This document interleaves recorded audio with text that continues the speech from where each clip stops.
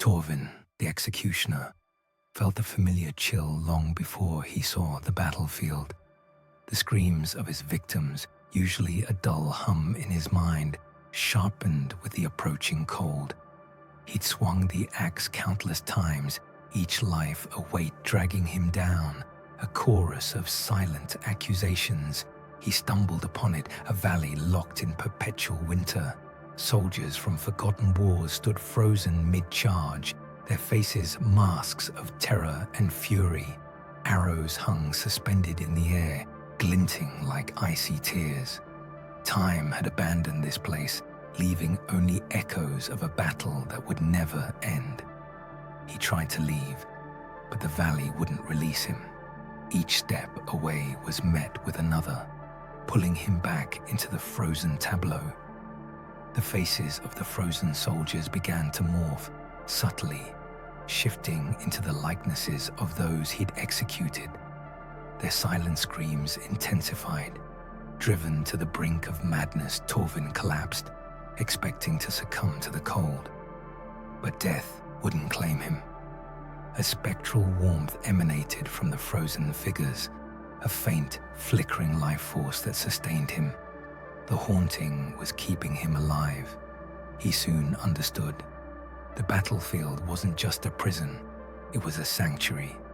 Outside, something far worse awaited, a cosmic entity drawn to the echoes of death and despair. The executioner's victims, in their frozen agony, were a shield, masking him from the predator's gaze. Now Torvin wanders the frozen battlefield, a solitary figure amidst the icy statues. He whispers apologies to the frozen faces, knowing his guilt is both his torment and his salvation.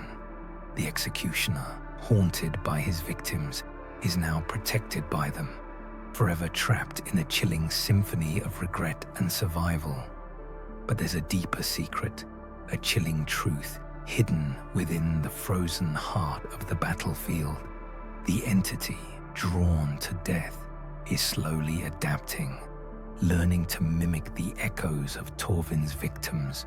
Cracks begin to appear in the icy shield, and the whispers of something ancient and hungry grow louder. One day, Torvin sees a new figure among the frozen soldiers. Its face is his own, twisted in an expression of pure terror. He realizes with chilling certainty, the entity is learning to create its own echoes, its own victims, and he, the executioner, is next. He continues his penance, knowing that his only hope is to keep the echo strong, to fill the battlefield with his remorse, to drown out the growing hunger of the entity. He is both prisoner and protector, condemned to an eternity of guilt, forever trapped in the executioner's echo. Will Torvin find a way to break free from his icy prison, or will he become another frozen statue in the battlefield of despair? Only time, or perhaps the lack thereof, will tell. But one thing is certain. The echoes of the executioner's song will continue to resonate through the frozen valley for eternity. Elias, the king's executioner, lived a life stained crimson.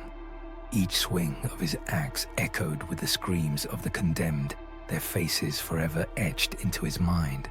But one frozen dawn, after the battle of Whispering Glades, his torment took a chilling turn. The battlefield, locked in perpetual winter, held more than just fallen soldiers. Time itself had fractured. Arrows hung mid-air, and the dying gasps of warriors remained suspended, a macabre symphony of frozen agony. Elias was sent to deliver the final blow to any survivors, a mercy killing, but the frozen faces, they were his victims, the traitors, the rebels, all those he'd executed, now frozen in their final moments of life, reliving their execution for eternity. He tried to leave, to escape the silent accusations, but the battlefield wouldn't release him. Every step took him back to the same frozen vista of death, the same chorus of silent screams, a spectral figure appeared, a woman he recognized as Elara, wrongly accused of witchcraft and burned at the stake by his hand. Her voice, though barely a whisper, cut through the frozen silence.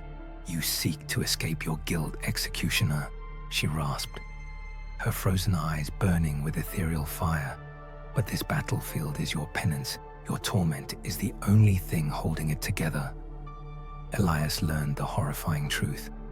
The frozen battlefield was a consequence of his accumulated guilt, a wound in reality sustained by his actions.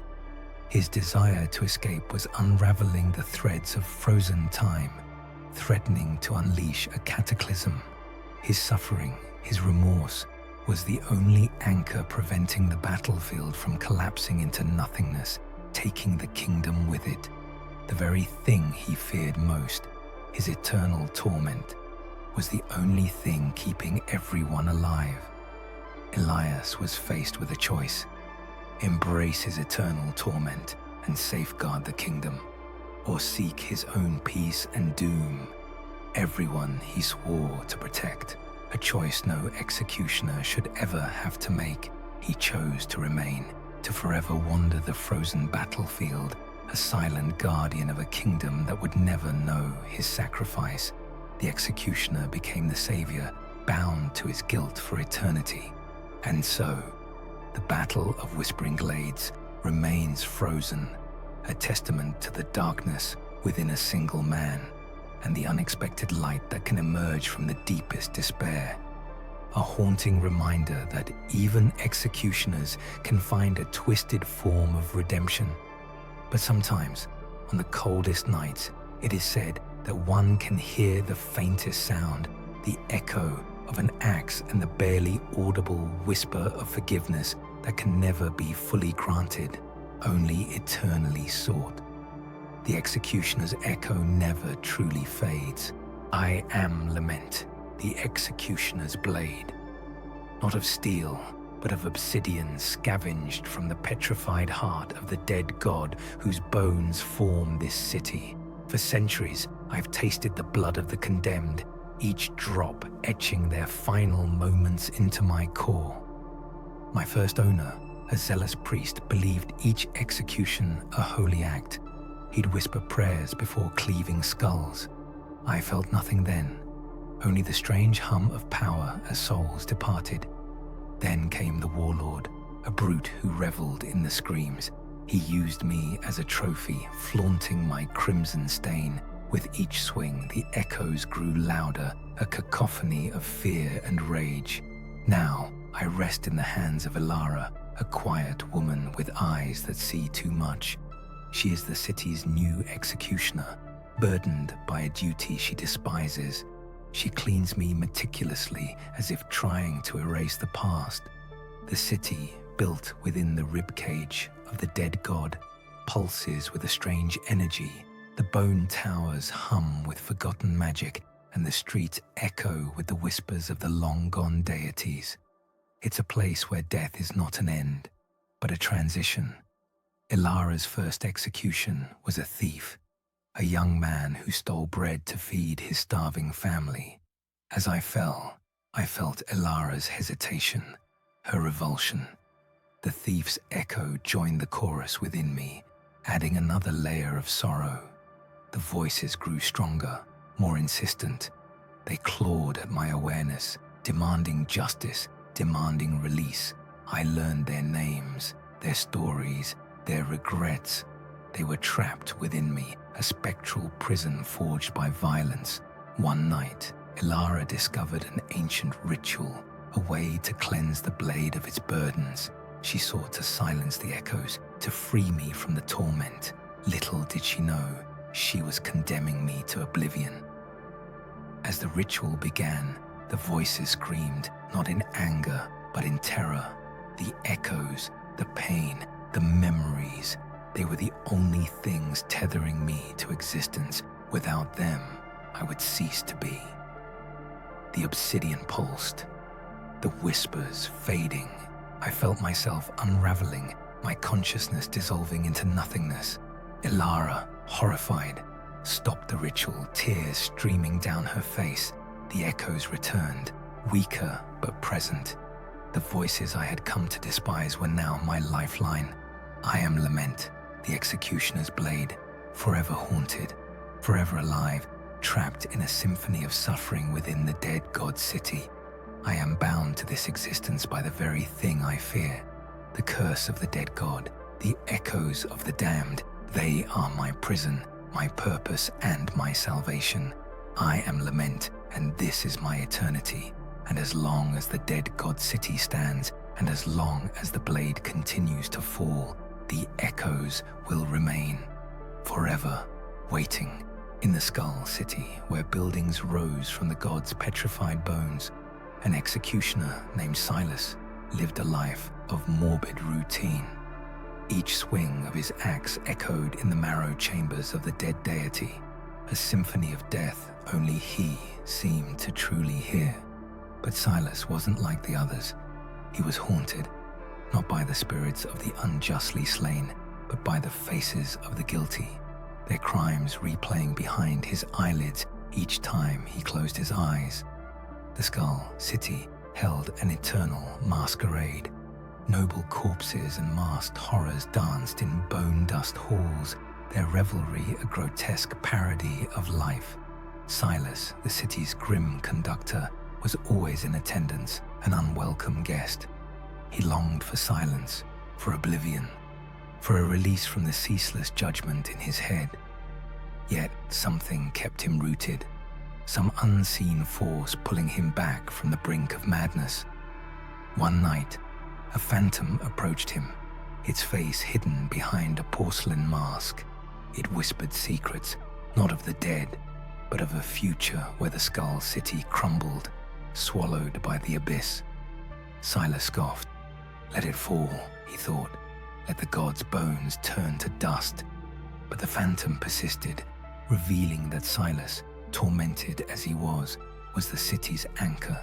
His guilt, his suffering, the very echoes of his victims, these were the threads that held the decaying reality together.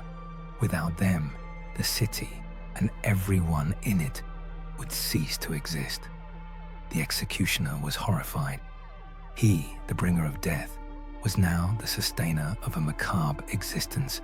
The very thing he craved, oblivion, would doom them all. He tried to silence the voices, to find peace, to let go. But each attempt weakened the city, causing tremors that shook the bone towers and silenced the eternal music. Silas was trapped. His suffering was not his own, but a burden he carried for the sake of a city he despised, a masquerade he never wanted to attend. The whispers of the dead were his prison, and his only purpose. So Silas continued to swing his axe, each execution a painful reminder of his eternal servitude. He danced at the masquerade, a ghost among ghosts, forever bound to the skull city, his torment its only salvation. And as the bone dust swirled around him, he realized the ultimate irony. The executioner was not just haunted by his victims, but enslaved by them, their spectral chains forged in the heart of a dead god. His ballad would echo for eternity within the bone chambers, a dark symphony of guilt and sacrifice, the mournful anthem of the skull city's perpetual masquerade. And so, the dance continued. The battlefield lies still, not the stillness of peace, but the petrified silence of a scream caught midair. Here, time bows to no king, yet a king there is, a mute, crowned in thorns, forever bound to this frozen tableau. He remembers the day the world stopped, the clash of steel, the sickening thud of bodies falling, the screams, all abruptly silenced, leaving him the sole witness, the unwilling sovereign of a kingdom of ice and death. Now he presides over a masquerade, a ball of spectral figures, their masks frozen in expressions of mirth or horror. They dance, they drink, they whisper of forgotten battles, oblivious to the loop that imprisons them. Each night, The mute king walks among them, his silence a heavy shroud. He sees the echoes of their past lives in their frozen gestures. He sees the horror of what happened here, playing out again and again in an endless loop. He loathes the masquerade. He yearns for release, for an end to this unending torment. But a chilling realization dawns upon him. The masquerade isn't just a symptom of the curse, it's the only thing containing it. The frozen battlefield isn't merely a place, it's a prison. And the masked figures are not just ghosts. They are the wards that prevent something far worse from escaping, something that sleeps beneath the ice. The atrocity that occurred here opened a rift, a tear in reality. The masquerade, fueled by the echoes of that event, acts as a fragile barrier. Without it, the sleeping horror will awaken. The mute king, once a coward forced into power, now understands his purpose. His silence is not weakness, but a shield. His reign is not a curse, but a desperate act of preservation. He is the warden, bound to this frozen hell. He is the silent guardian, the protector of a world unaware of the darkness that lurks just beneath the surface, held at bay by a masquerade of the dead. So he continues to preside, night after night, over the endless ball. He dances with the frozen ghosts, a king in a kingdom of despair, forever bound to the masquerade that saves the world, one silent step at a time. He knows that one day the masquerade may fail, the ice may crack, the horror may awaken, but until then, he will dance, he will watch, he will remain silent for the sake of all that remains, and in his silence, a terrible truth echoes. Sometimes, the things we fear are the only things keeping us alive. The horror contained is better than the horror unleashed. The air crackled with unseen energy, a ballroom shimmering with candlelight in a space that shouldn't exist. Silken gowns swirled, masks hid tear-streaked faces, and an orchestra played a waltz that never ended. He was there, the executioner, forever trapped. Each face he saw behind a mask was a ghost from his past. The echoes of screams, the weight of the axe, it all resonated within his soul. He was trapped in this masquerade ball that had been going on for centuries. He remembered each death vividly, the thief, the heretic, the innocent caught in the crossfire of power. Their faces, once filled with terror, now danced with an unsettling serenity, haunting him. He tried to flee, to escape the endless waltz of the damned, but the ballroom stretched on, an infinite space with no exit. The music grew louder, the dancers more frenzied, as if mocking his futile attempts. He yearned for oblivion, a release from this eternal torment, but oblivion was denied to him. He was bound to this place, to these ghosts, by a force he didn't understand. One night, or perhaps it was a century, he collapsed. Exhaustion overwhelmed him. A spectral figure, the woman he executed for witchcraft, approached.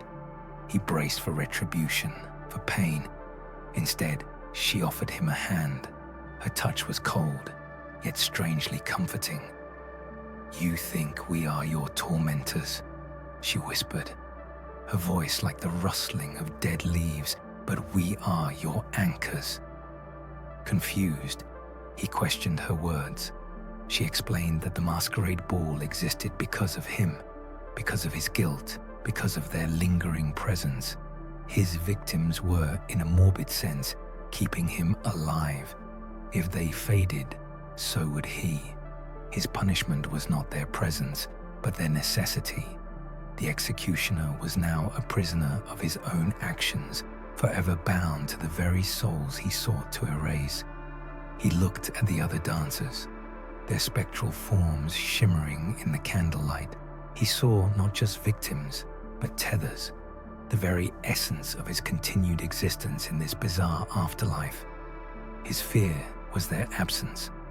The waltz continued, the music swelled, and the executioner danced on, not in celebration, but in a morbid acknowledgement of his fate. He was forever trapped in the executioner's masquerade, sustained by the very ghost he wished to escape. He realized his true prison wasn't the ball itself, but the eternal paradox. He yearned for release, yet feared the silence that would follow. So he danced on, a prisoner of his past, forever waltzing with death.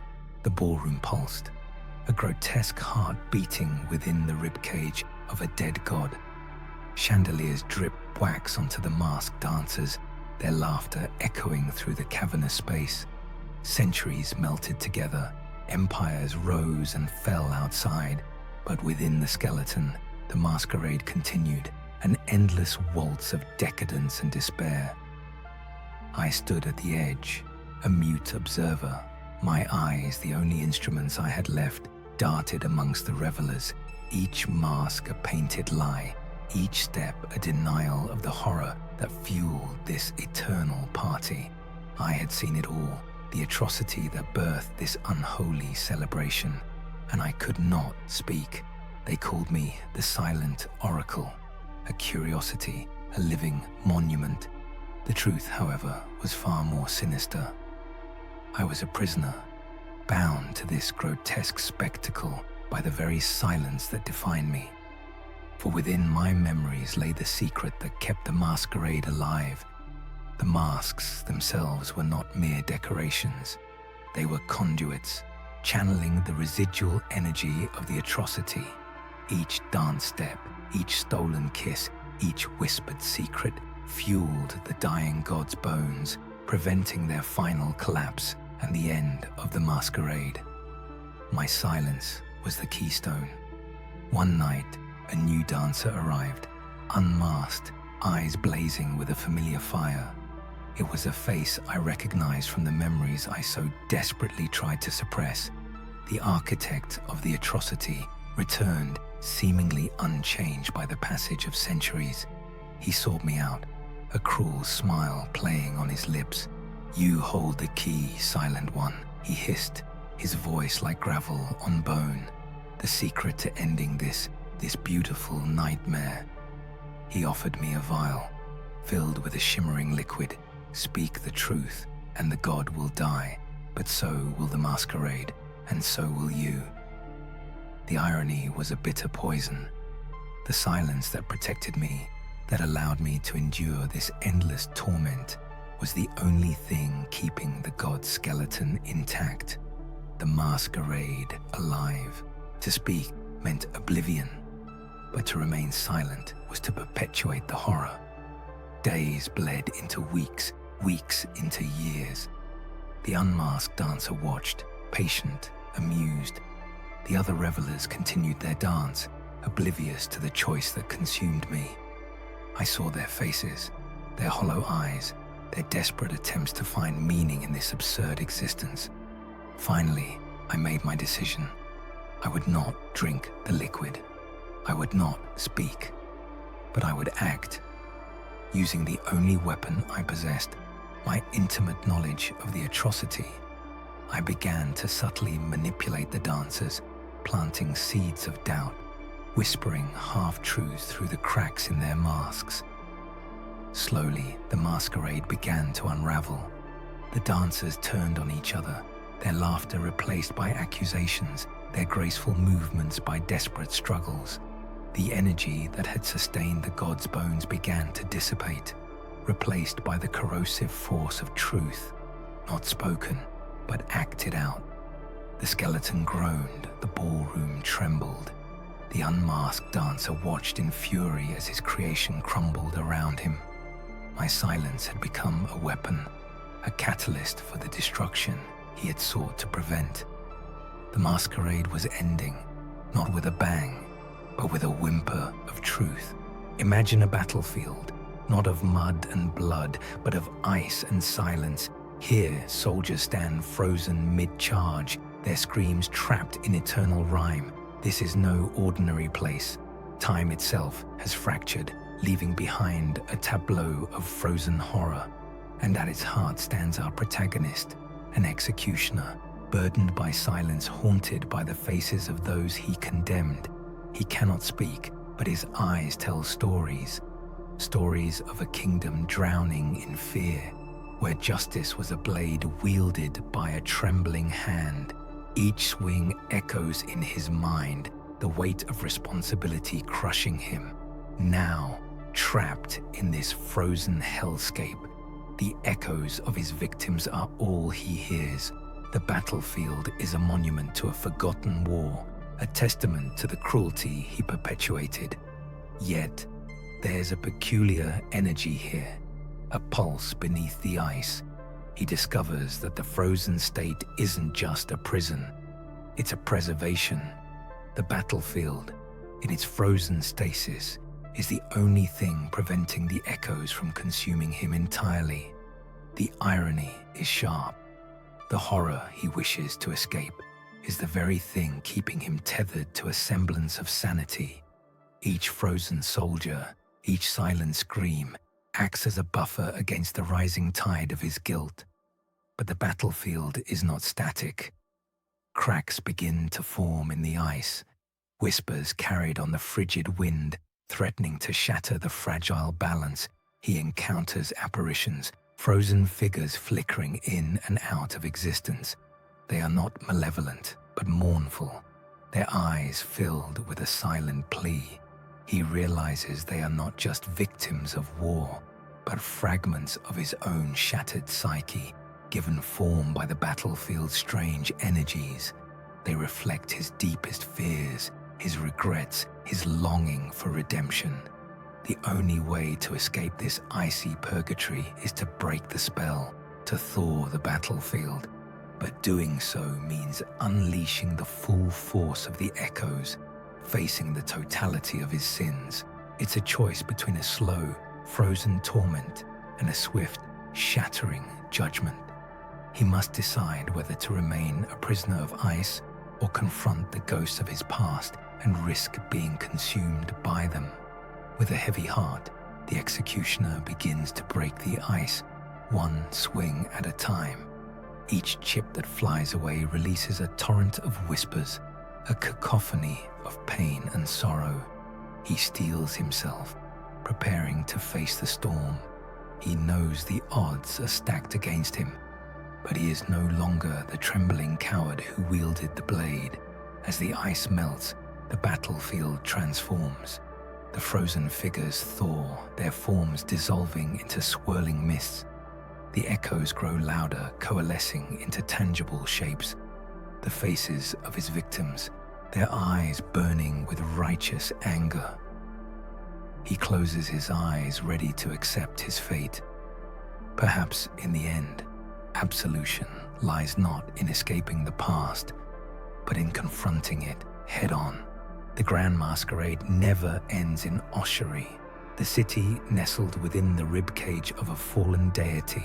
Centuries it has spun, a dizzying waltz of masked revelers, their laughter echoing off bone-white walls. But for one attendee, the merriment is a cruel mockery. He is the executioner, condemned to this eternal dance. Each mask he dons fails to conceal the ghosts clinging to him, the countless souls he ushered into the afterlife. Their whispers, a constant chorus of accusation, follow his every step. The irony isn't lost on him. The one tasked with delivering death now yearns for it, a release from the torment. Yet escape proves elusive. Ossuary holds its prisoners tight, bound by the very bones that cradle them. He remembers his first execution, the tremor in his hand as he raised the axe. He'd believed in justice, in the city's laws. Now he only sees faces, pleading, terrified, accusing. One night, amidst the swirling gowns and hollow laughter, he hears a new voice, clearer, stronger than the others. It cuts through the cacophony. It doesn't accuse, but guides. "They protect you," the voice whispers. "Listen to them." Confused, the executioner tries to ignore it, but the voice persists, weaving its way into the familiar torment of the spectral chorus. He learns to distinguish the individual voices, the merchant he wrongly accused, the thief he pitied, the noble woman he secretly loved, each a fragment of his past, a piece of his shattered conscience. One evening, a figure in a raven mask approaches. Its movements are too swift, too precise. It emanates a cold that chills him to the bone, even in this city built on death. The raven mask speaks, its voice a dry rasp. The masquerade ends tonight. The city demands a new sacrifice. The executioner recognizes the figure, the high priest, the true power behind ossuary. He raises a skeletal hand, revealing a wickedly sharp bone dagger. The voices scream, a deafening wave of warning. He realizes the priest intends to add him to the foundations of ossuary. As the priest lunges, the spectral voices coalesce, a shield of pure anguish. The dagger strikes, but instead of flesh, it meets an impenetrable barrier of sorrow and regret. The priest recoils, his mask cracking. The executioner understands. The ghosts, his victims, are not merely tormentors. They are his prison, yes, but also his protectors. Their collective suffering, fueled by his guilt, shields him from true oblivion. He is trapped in an eternal dance of death and regret, but within that dance lies his twisted salvation. The voices he despises are the only things keeping him alive in the city of bones. King Alaric was never meant to rule. A scholar, a coward, he inherited the throne only after a plague stole his elder brothers and his father. Now, beset by war and famine, he sought solace not in counsel, but in the Whisperwood. This was no ordinary forest. Each rustle of leaves, each snap of a twig, echoed the voices of the departed. It was said the Whisperwood offered comfort, a chance to speak with those lost to time. Alaric went seeking his wife, Elara, taken too soon by the same plague that crowned him.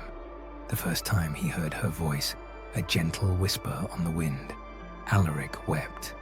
It was Elara's laugh, her scolding tone, her soft reassurances. The forest offered him what his kingdom could not: unconditional love, understanding, and a release from the unbearable weight of responsibility. Days turned into weeks, weeks into months. Alaric spent more and more time in the Whisperwood, neglecting his duties, ignoring the pleas of his advisors. The forest became his sanctuary, Elara's voice his constant companion. But the whispers changed. Elara began to criticize him, his cowardice, his failures, his weakness. She reminded him of the kingdom's suffering, of his broken promises. She urged him to act, to be the king she knew he could be. But her words were laced with a growing, unsettling bitterness. One day, a grizzled old knight, Sir Calen, found Alaric deep within the woods, raving at the trees. Calen reported that Alaric was ordering executions, promising impossible victories, and ranting about a forest pact that would save the kingdom. The truth was far more disturbing. The Elara that Alaric spoke with was not his wife's loving spirit, but the forest itself, feeding on his grief, amplifying his insecurities, twisting his desires into a monstrous parody of leadership. The forest pact involves sacrificing the kingdom's children, offering their lives to appease the Whisperwood and silence the plague that had ravaged the land. Alaric, desperate for Elara's approval, for the forest's silence, was ready to comply. Calen, horrified, confronted Alaric. He pleaded with him, reminding him of Elara's true kindness, her compassion. He begged him to see the forest for what it was, a predator preying on his weakness. Alaric, torn between Calen's words and the seductive whispers of the forest, collapsed in despair. He realized the truth. The Elara he loved was a phantom, a monstrous reflection of his own self-loathing. But severing that connection meant facing his fears, his responsibilities, his failures. He renounced the Forest Pact, declaring it an act of madness. But the Whisperwood would not release him so easily. As Alaric stepped away from the trees, the voices intensified, a cacophony of accusations and threats. Only then did he understand the horrifying truth. The solace he sought, the connection to Ilara, was the only thing preventing the forest from consuming him entirely. His grief, his guilt were the bars of his prison, keeping the true horror at bay. Without them, he was nothing. As Alaric left the Whisperwood, the whispers faded, replaced by a chilling silence. He was no longer haunted by the voices of the dead, but by the terrifying realization that he was utterly, irrevocably alone, and the whispers might have been better than the silence. He returned to his kingdom, a changed man, no longer a coward, but a shell, hollowed out by grief and the horrifying truth of the Whisperwood. He ruled justly, but without joy, forever haunted by the echoes of a love that almost destroyed him.